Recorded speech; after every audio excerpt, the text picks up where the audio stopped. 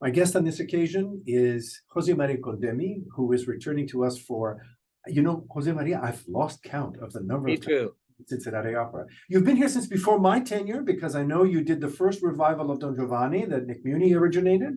Yeah. And you and I have worked together on so many wonderful projects. So we're just happy to have you back again with us this summer. And a project that you conceived yourself. Mm-hmm. And Lucia di Lammermoor is an opera we haven't presented on our stage as Lucia since the 1990s, since 1997. We did in 2008 the French version of the opera that Donizetti wrote called LUCIA di Lammermoor, which is different. I mean, it removes Alisa, so it isolates Lucia further as the only female in the cast. And there's extensive rewriting for the tenor. But this is the original as Donizetti conceived it. We're even going to have a glass harmonica player for the mad scene, which I'm excited about. So I would love for you to begin with us, Jose Maria, please, in giving us your own synopsis of the story.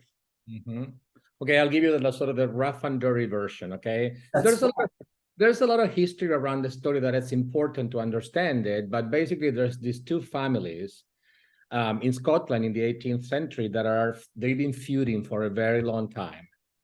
And when the opera begins, Lucia's family, the Ashtons, have been feuding with the Ravenswood. And in the midst of that clash, the opera opens with sort of a exciting scene where there's been an intruder that was spotted on the grounds, and they're trying to catch him. And of course, the next scene is Lucia coming out to. That's when we learn that she is actually in love with one of the enemies. With a member of the family. Yeah. And then in that scene also gets introduced a very important, which I consider almost another character in the opera, which is the environment and the milieu and the ghost stories. The second scene is actually quite interesting because we get to hear some facts about the story, about how Lucia fell in love with this stranger that we will soon come to know it's a family enemy, but also that she's prone to ghost stories and that she had an experience in that, in that garden. And then her brother, Lucia lost her mother recently. So she's sort of at the mercy of her brother, Enrico, who is trying to, solve some pretty dire. The family is not in good financial situation. So he is trying to arrange for a marriage with a lovely man called Arturo, who, he's sort of like, he maybe can save the family, but Lucia, she's not up for this. So, there's a lot of tension between brother and sister. It gets quite sort of misogynistic too, the way a terrible guilt trip on her, basically. Exactly. Yeah. Exactly. And then there's a little bit of a, they find out that Lucia is in love with, one of the other family members, and they forge letters. So she believes that that Edgardo is no longer interested in her. So she sort of agrees to this marriage because she believes that her beloved has betrayed her. And then, a huge pompous scene of, the wedding. And, everything goes great until Edgardo returns. And then we have this wonderful, very famous sextet in which the action stops. But, nothing is really happening, but a lot is really happening. So that's always a little bit of a director's challenge to keep the story going there. And wedding festivities continue, and the next thing horrible happens. Lucia returns to the wedding scene in a state of disarray, and I might add, probably covered with blood in most productions. Yeah. So she has found a way in her mind to solve, as people do in trauma, this impossible situation she's been put through. by murdering her betrothed, on her wedding night. Then Edgardo finds out, well, she doesn't find out, but he decides to commit suicide himself. And as he's about to do that, the funeral procession of Lucia, who also died in the interim, so he hears that Lucia is also dead and decides to end his life. So in some ways, not to put too fine a point on it, this is a typical tragic opera, star-crossed lovers operating in a political atmosphere that is designed to crush them. Yes. For them, the only way out is death, either by choice or by circumstance. Yeah, death and madness, and it is a topic that is very dear to this period, the bel canto, romantic opera. So it comes with that territory. I mean, I think it's wonderful. It's one of those stories that myself and the performers really have to embrace what it is and sort of the nature of that fabric, dramatically and musically, and go for it. Because again, like the mat scene is 15 minutes long and it's absolutely gorgeous, both musically and dramatically. But it is a way of telling the story that, the more and more, in 2023, we simply don't have the attention span sometimes. So, as a director, I'm always interested in, how do we honor the material and tell the story as it is, but in a compelling and exciting way. So we have these principal characters. You've already given us a little sort of sketch of principles. But if you were to describe Lucia sort of in the abstract, as you said, she is the sister of Enrico. Mm-hmm. The family is in rough financial as well as political straits. Political, yeah. And would you say that she seems to be a fragile human by nature, almost? Yeah. Formed by this environment. Yeah. And, and also the environment, it is also sort of prime for her to believe in ghosts and for this sort of macabre Gothic feeling. So it also comes with the territory.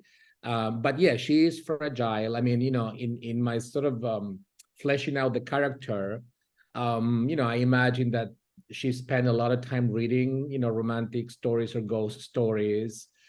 We don't know much about her relationship with her mother, but we do know that the society itself, and particularly her family, seems to be very much run by the men. So she has never had a voice, and now she's been basically given an impossible decision to make. And even though her brother tries to persuade her, is not a choice that she has. And she has literally been sold into marital slavery. Yes. To a marriage that she never wanted, to a man that she could never love. Yes. And if I look at her brother Enrico, I see on the one hand a potential cardboard character villain, because he is the catalyst for all the catastrophe that happens. He is upholding as you say, the generations-long enmity between the Ashtons and the Ravenswoods. He is faced with an economic and political situation that he doesn't have any brilliant ideas to solve, except the one most obvious one and the most horrible one, which is sacrificing his sister. So he can be very two-dimensional. How do you give him something more than just being sort of, a mustache twirling villain in this situation? Well, I think, it's always interesting for me to remind myself and the performers and hopefully the audience through the action that this notion of families feuding with elements of political turmoil and financial distress and an arranged marriage, all of those things combined, from our perspective, they almost sound and feel a little bit put together in a forced way, but that is very much the way the society operated back then.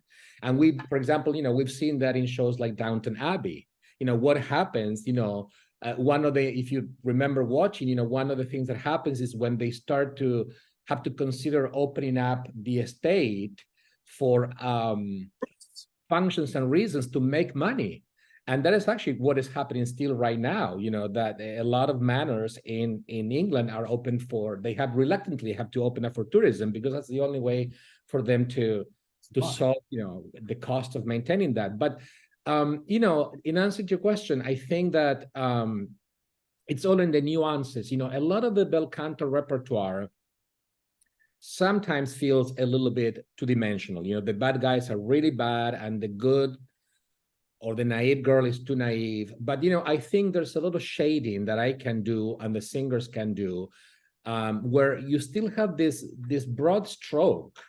You know, he is an archetypical villain, like Scarpi in a way. But when you shade with action or nuance, it becomes more human. Mm-hmm. And Edgardo is the perfect sort of doomed hero, isn't he? I mean, he is politically stuck because he actually, it's not something that's actually fleshed out in the opera libretto as much as it might be. But of course, in the original Walter Scott story, he is part of that rebellion that is trying to, do I remember right, trying to restore the Stuarts to the throne. Yes. And their forces are all massing in France. And that's the reason he comes into that first scene and says, by the way, I have to leave for France because my political ambitions are there. And so let's get married in secret. It's interesting, you know, I was just listening to that recitative before that beautiful duet. He's so businesslike about the way he tells Lucia, you know, this is what I gotta do. I gotta go to France. I gotta do this. Yeah, it's interesting. You know, that scene to me is so interesting because there's so many important elements, because we learn that he does have this political angle to him and that he's very serious about it. But then he's also serious about his romantic sort of enterprise. Mm-hmm. And we also learn that Lucia believes in ghosts, and there's this sense of doom and almost superstition. And then we also learn about Alisa, you know, that perennial relationship between the duenna and the younger girl. So there's a lot in that second scene, but yeah, he is a doomed, yes. So you have an interesting opportunity here, and I'd love for you to reflect a little bit on that for us. And I've done this absolutely on purpose. We haven't done Lucia since 1997. Mm-hmm. And I wanted to make certain that we had a fresh approach to this bel canto masterpiece, which is why we're so excited to be working with you, who is both an accomplished past master. You know our company very well. But I have given you two debutantes. Raven Dillon will be singing the role of Lucia for the first time, and Santiago Ballerini, your fellow Argentine, will be singing the role of Edgardo for the first time. Yeah. Both artists have coached intensively. Raven actually spent a few days in London recently with our conductor, Renato Balsadona, and he wrote to me afterwards that he is so excited about working with this brilliant young lady who seemed to already have embodied the bel canto tradition as she walked in the door. Wow. She sung one bel canto repertoire piece before that, Gilda and Rigoletto.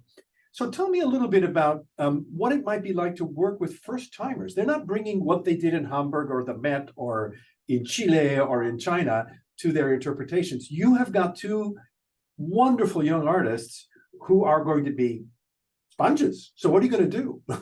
Well, that's exciting. That's really exciting, you know. As you know, from having done this for so long, sometimes the opposite challenge is, you know, it does color the way, like when I've done productions where the cast has done their roles many times before, a lot of the work that I do initially is sort of remove and chip away at interpretations that they feel very strongly about, but they may not necessarily be coherent, you know, because if you're a soprano who has done 20 productions of Tosca, you're going to end up with some version of Tosca that is a little bit of a melange of all of them. So a lot of the work that I do in those cases is to edit. With somebody brand new, it is a different challenge and opportunity. So, you know, I'll just meet with them, and I'm excited to hear all of this and see, you know, what decisions they may have made, or sometimes my job becomes about amplifying decisions they made. So if we find them interesting together to explore and go deeper into that. Because sometimes, you know, you find that singers, when they approach their roles for the first time, they may have a clear idea of or intuition about certain aspects of their characters, but my job is also to make sure that they really commit to it and deliver it in a way that is not just an opinion about a character, but a fleshed out, thrust, whatever that may be. For the first time listener and opera goer who will be coming to Lucia, are there certain moments for you that stand out, particularly to call attention? If someone wants to, as it were, look into the opera before they come to music hall, or something that in the performance you've talked about, of course, the mad scene, the big duet, the famous sextet. Maybe spend a moment, if you would, about what you do in a situation like that sextet, which has a great tune and has the 6 principal characters and the chorus, and it's frozen motion at that moment. Yes. So, that's always the challenge because the material is so specific. So basically you have 6 characters. We get to sort of get a glimpse into their inner dialogue. They're all singing together, which makes for beautiful music, but not necessarily understandable text. Super titles become almost, they help, but they are also not enough to really convey the richness of what is being said. So I don't rely on the super titles, and without betraying the nature of it, because it sounds and feels like a stop action moment, but of course that is not dramatic. So I have to stage something that is not them like moving around or displacing themselves too much, but at the same time that is not stop action, because the characters are not, their minds and their emotions are still going. So that becomes a trick for me of, again, nuance and detail. You can tell a lot by somebody turning away from somebody, or somebody looking up to the heavens and resorting to something bigger than themselves, or just a small step in one direction, or a step in one direction followed by somebody grabbing a sword. So my goal when I stage that scene, and also the mad scene, is to keep the tension going. So the tension should never let out. We should feel, I want the audience to feel in that sextet that at any moment, any of those people could kill the other. Wow. Because that's the only thing that will keep the audience interested. It's really playing with, what may happen, just a hand on a sword, or a stern look from Enrico to Lucia, or the chaplain sort of trying to tell them to stop or something. And then in the mad scene, it's a little bit the same way, because believe it or not, one of my main concerns on the mad scene is actually, I wouldn't say less Lucia, but actually the crowd. What does the crowd do for 15 minutes? Why don't they leave? Why don't they stop her? So and you'll see, I've devised a mad scene that is highly theatrical in the sense that I have Lucia really go through the storytelling and the daydreaming that her mind is clearly going for in her attempt to entangle herself from the horrible trauma that has been inflicted upon her. So, and I do certain things. How much do you want me to talk about this? Oh, that's fine. I think we leave them guessing a little bit, for those of you who are going to be coming to the production after having seen this interview, for you to discover. So one of the things that was interesting for me from the beginning is, how do I tell a story of a fragile, victimized girl who lives in a very misogynistic world? It is, that's what it is back then. But, how do we, nobody wants to see a victim the whole evening, right? The reason why we watch Act 2 of Tosca and we are on the edge of our seats is because Tosca puts up a fight, right? So I wanted to find the same sort of, how does Lucia both get swindled into this arranged marriage, but also put up a fight? So there's things that she will do that will show that. But then in the mad scene, I will play with some elements that really basically sort of in an abstract but very clear visual way, it's she empowering herself like she thinks a man would. or chic, and that will take the form. But also, it's a very so I play with two things. One is this huge sword that she carries with her, that she actually stole from her brother's study. So we actually see that sword on the wall. We see Lucia spotting it. So while she's being forced to agree to this horrible deal, we see her spotting the sword, maybe even touching it. So we know that she is not planning anything, but she knows, even though she's agreeing to this, there may be something coming up. Shades of Tosca seeing the knife on the dining table with which she will eventually kill Scarpia.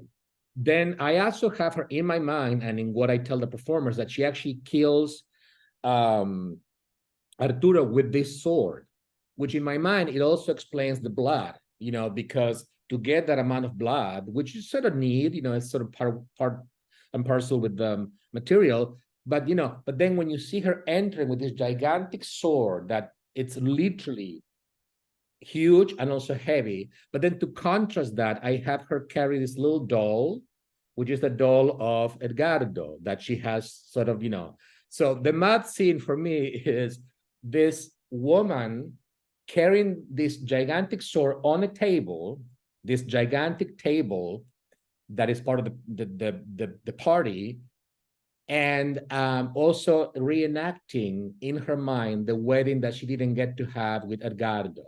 So you have this little doll and this huge sword.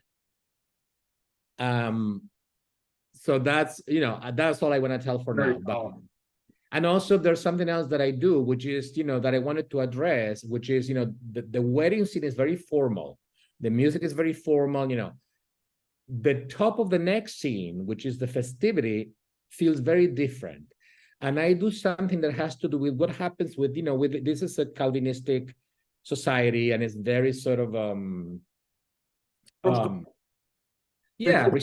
I remember when I did it in Indiana University, I kept telling my Raimondo, every time he would walk on, I say, "You are a column of righteousness. I want you to move like you're a column of righteousness." And I do what I think happens in a lot of these societies when they let loose, which is they go to the other extreme. Now, there's nothing particularly graphic about it, but you will see all these animal heads that are on the wall. That is also, very sort of manner, British or Scottish manner.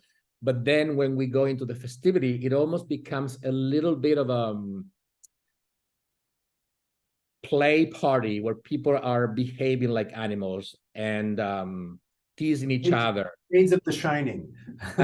Yeah, so there's this sense of a little bit of debauchery and a little bit of like playful letting go of restraints. And of course, very shortly after, they get interrupted by severity and the gravitas of Raimondo, who says, stop all of this. Something has just happened. And then Lucia walks on with the sword and the doll. And it gets very sober very quickly, as it were. Very sober very quickly. But instead of focusing on the sober part, I actually upped the opposite of the sober part in the few minutes before. Interesting. So, we'll see how far we take it, because I also did that based on, what the performers did back then. But, there was some playful, let's just say, playful, there was some playful theatricals. You and designer Philip Whitcomb have created a set that is at once representational and a little abstract, very, very physical, but also somewhat imagined, but with beautiful, rich period costumes. How did you two arrive at the visual concept that we will see on stage? Oh, it was fascinating. I have to dig this up because I think I told you I wanted to show it to you. The original design that we had was fantastic too. This is fantastic too. But originally, we had approached it from this, really exploring, when you go down the rabbit hole of like Gothic, that period and the Gothic, and he found all this research about taxidermy and have curio cabinets and things that people would keep, and we just went into that path for a long time. But then, of course, then we had to become very practical because there are some large chorus scenes too, so we need a lot more space. But all that research still helped us achieve this tone that I think the piece has, and I think that our set conveys to this almost decaying world and windswept, but also romantic and dangerous, but also cozy in a way. Yeah, I'm very, very excited. Well, as are we, Jose Maria, and I can't thank you enough for giving us a little teaser of what we can expect for our first Lucia since 1997, with a stellar youthful cast, some of whom are taking on their roles for the first time, so they will be, I would say, very intelligent clay in your hands, That's but fantastic. also a master of the bel canto style and our conductor, Renato Balsadona, and the wonderful Cincinnati Opera Chorus, and of course, the biggest luxury of all, having one of the greatest orchestras in the country, if not the world, playing this veritable score. Add that beautiful home to at your beautiful theater. Yeah, thank you. Well, Jose Maria, it will be so much fun to welcome you back for the umpteenth time for yet another wonderful recreation. We wish you well, and we'll see you soon. Thank you.